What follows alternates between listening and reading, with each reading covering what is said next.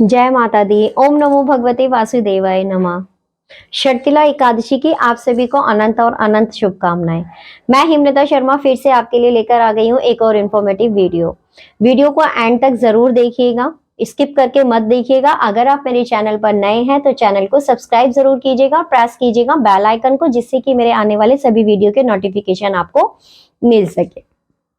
तो आज हम बात करेंगे शर्तिला एकादशी का जो व्रत है वो कब है, पारायण समय क्या है, और इसे शर्तिला एकादशी क्यों कहा जाता है, क्या महत्व है इसका व्रत का। वैसे तो देखिएगा सभी एकादशी अपने आप में बहुत ही महत्वपूर्ण होती हैं। एकादशी का व्रत सभी व्रतों में सर्वोत्तम बताया गया है। यह एकमात्र ऐसा व्रत है जिसे करने से हमें सभी पापों से मुक्ति मिलती है, सभी कष्टों का निवारण होता है। ईर्ष्या, द्वेष, घृणा जिनसे जो भी होती है वो हमारी सारी दूर हो जाती है। मतलब समस्त विकारों का, समस्त बुराइयों का नाश करने वाला एकमात्र एकादशी का व्रत है। बहुत ही महत्व है एकादशी व्रत का। श्री हरि के चरणों में जो चला गया ना, उसे कोई हरा नहीं सकता, क्योंकि खुद श्री हरि कहते हैं कि जो मेरे शरणागत होता है, जो मेरे शरण लेता है, मैं उसका बाल भी बांका नहीं होने देता।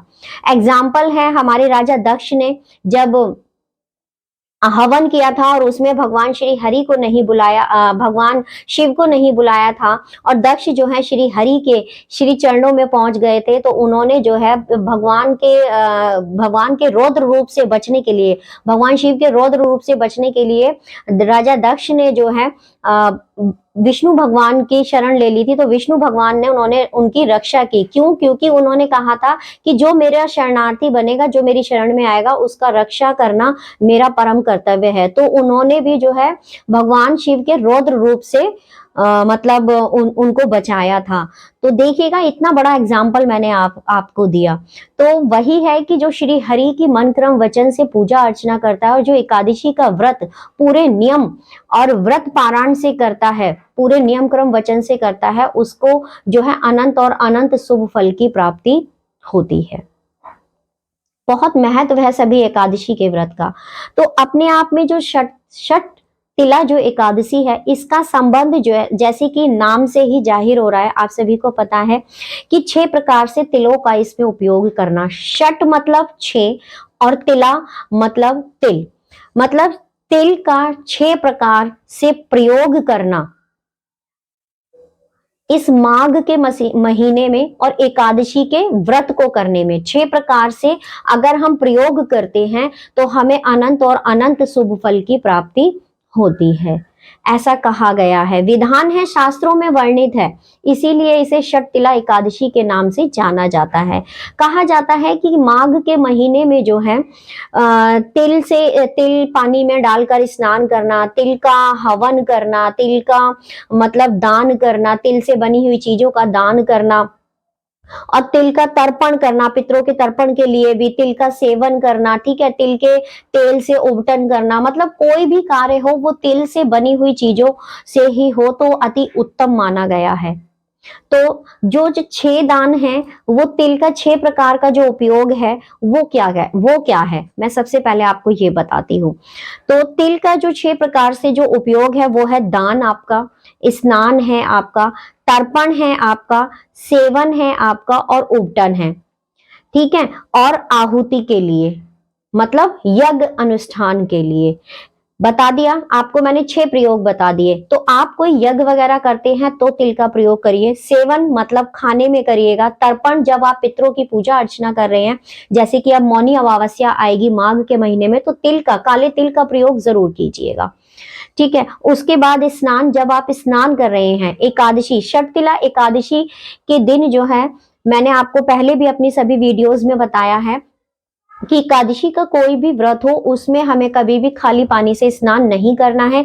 या तो हमें गंगा जल डालना है उसमें, या फिर हल्दी डालनी है, या फिर तिल डालने हैं, और या फिर हमें आंवले का रस डालना है। इन 4-5 चीजों का प्रयोग करके ही हमको स्नान करना है, खाली जल से स्नान नहीं करना है।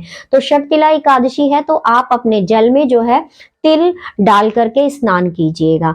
अब दान आपको तिल का दान करना है। पांचों चीजों का मैंने आपको प्रयोग बता दिया। तो बहुत बड़ा महत्व है षटतिला एकादशी का। तो इस दिन जो है आप, क्योंकि अन्न का दान आप नहीं कर सकते अगर आप व्रतधारी हैं तो अन्न का दान जो है आपको अगले दिन द्वादशी के दिन जब आप व्रत पारायण करेंगे तब आप कर सकते हैं। तो वो भी मैं बताऊंगी, वीडियो के एंड तक आप जुड़े रहिएगा।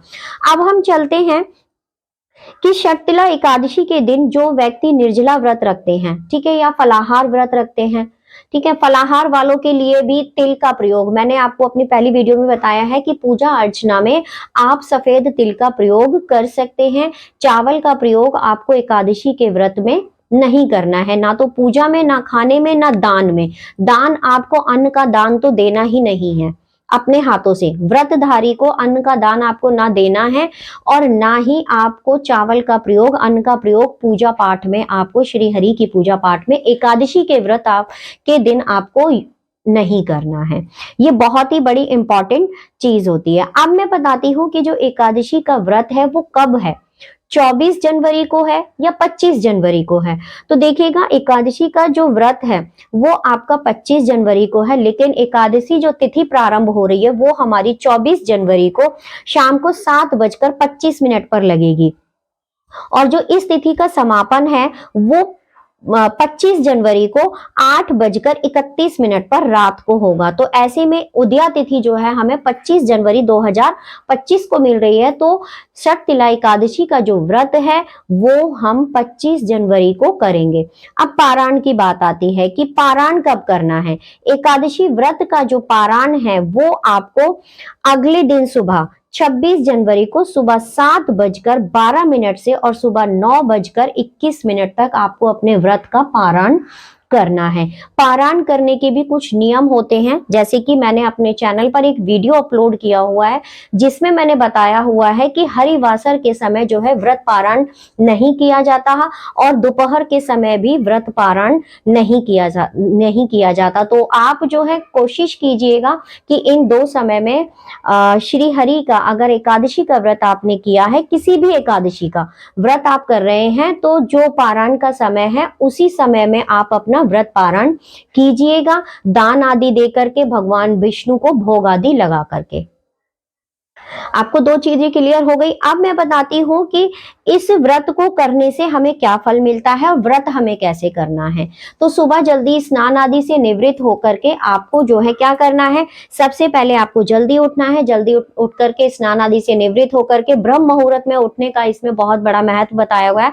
मतलब सूर्य उदय से पहले आपको उठना है। स्नान आदि से निवृत्त हो गए, आप नहा धो लिए, अपने मंदिर की साफ सफाई आपने कर ली, फिर लड्डू गोपाल को आपको पंचामृत से, शुद्ध जल और पंचामृत से आपको स्नान कराना है।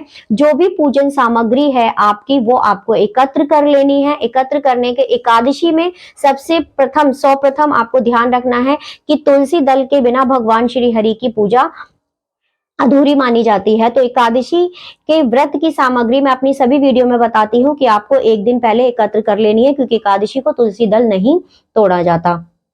चावल की जगह आपको सफेद तिल का इस्तेमाल करना है। बाकी पुष्प आदि जो भी है वो आप अपने जिस हिसाब से आप पूजा करते हैं उस हिसाब से आप एकत्र कर लीजिए। अगर आपको नहीं पता है तो मेरे चैनल पर वीडियो अपलोड है, वो आप जाकर के देख लीजिएगा। अगर आपको नहीं मिलती है तो उन वीडियोस का जो लिंक है वो मेरे आपको इस वीडियो में मिल जाएगा। मेरे डिस्क्रिप्शन बॉक्स में अन्य वीडियो के जो एकादशी के व्रत हैं उनके वीडियो के जो लिंक है आपको मेरे इस वीडियो के डिस्क्रिप्शन बॉक्स में मिल जाएगा। तो पंचामृत से आपने स्नान आदि करा दिया, फिर उसके बाद आपने उनका सुंदर सा श्रृंगार कर दिया, फिर धूप दीप दान आपने कर दिया। उसके बाद सर्वप्रथम आपको संकल्प लेना है। संकल्प का भी तरीका मैंने बताया हुआ है। संकल्प लेने के बाद आपको क्या करना है, भगवान श्री हरि के नाम की जो कथा है, षटतिला एकादशी की जो कथा है उसका वाचन करना है। फिर एक माला जो है ओम नमो भगवते वासुदेवाय नमः का आपको जाप करना है। तो एक माला कम से कम आपको पूरे दिन में जाप करनी है।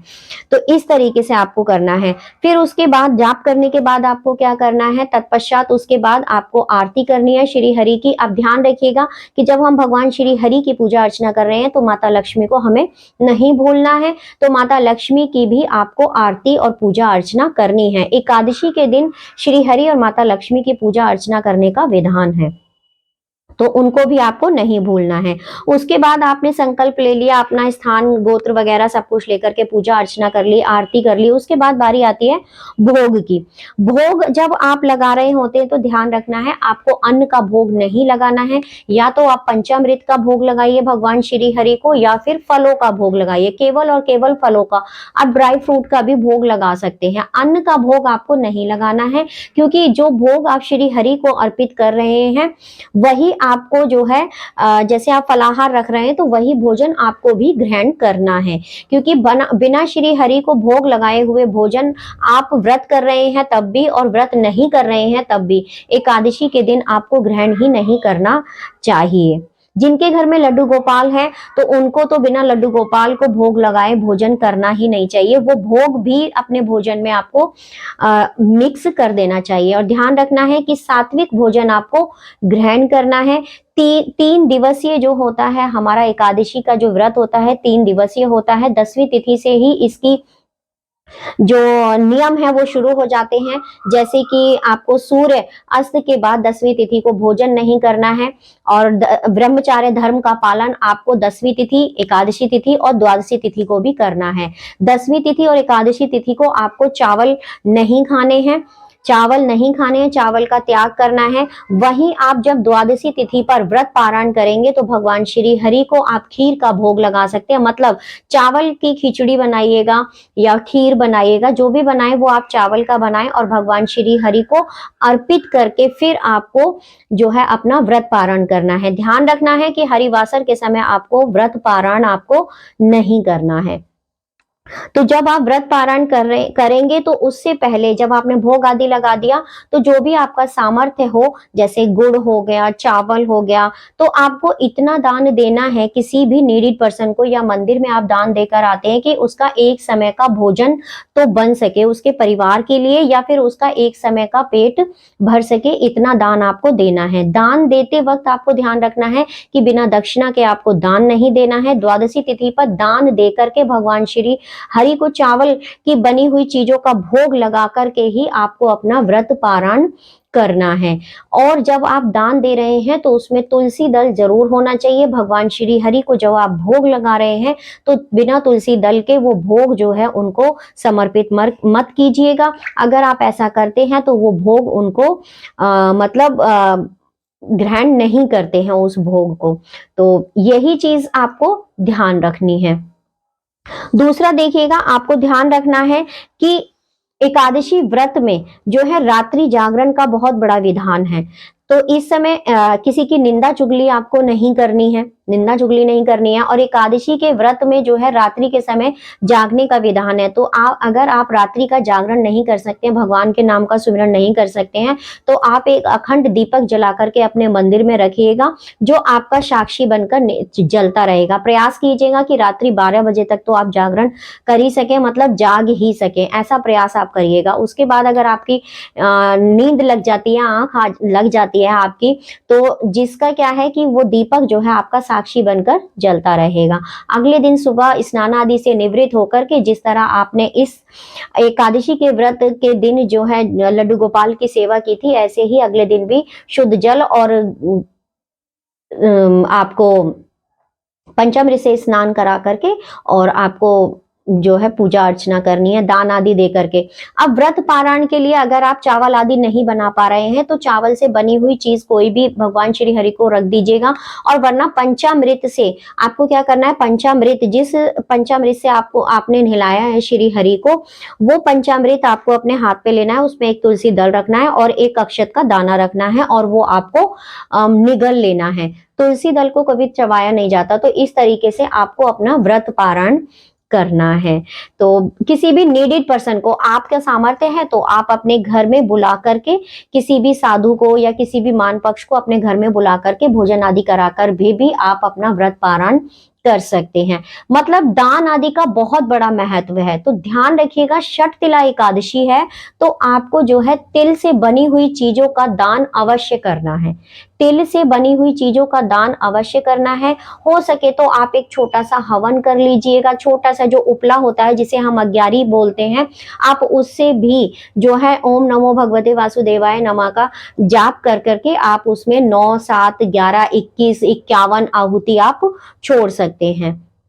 ऐसे भी आप कर सकते हैं। दान मैंने बता दिया। तर्पण मैंने आपको बताया कि जो जल, लोटे में जो जल आप लेते हैं कहानी सुनते वक्त, उसमें भी आपको जो है तिल डालने हैं। मतलब तिल का प्रयोग करके आपको पूजा पाठ करना है, तिल डालकर ही आपको नहाना है, तिल का दान ही आपको देना है। तो इस चीज का आपको ध्यान रखना है, क्योंकि षटतिला एकादशी है तो तिल का बहुत बड़ा महत्व है। तो जय माता दी। कैसी लगी आपको मेरी जानकारी?